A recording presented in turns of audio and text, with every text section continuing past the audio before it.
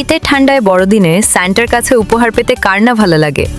তাই 10ম বর্ষের পাটুলি উৎসবের সূচনার দিন বড়দিন উপলক্ষে প্রায় 25,000 শিশুরা পেল কেক চকলেট উপহার।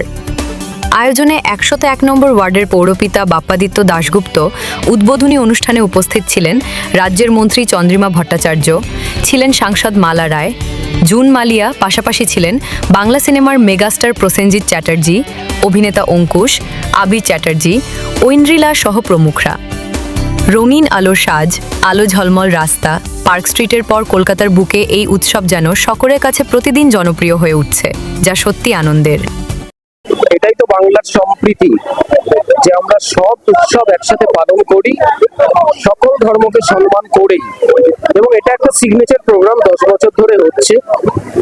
বাচ্চাদের নিয়ে কাজ করতে তো সকলেরই ভালো লাগে, কিন্তু এখন আর যখন প্রথম নামকরণ করেছিলাম ছোটদের বড়দিন, এখন সবার বড়দিন হয়ে গেছে।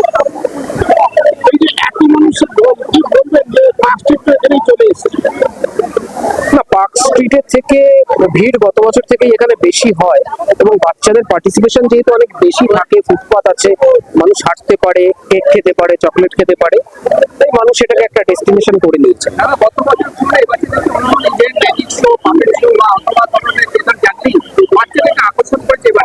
একদম যতটা আমরা তাদেরকে প্রোভাইড করতে পারি সেটা চেষ্টা করছি।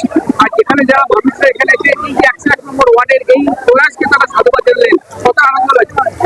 ডেফিনেটলি আনন্দ লাগছে, এটা আশীর্বাদ পাওয়ার মতোই।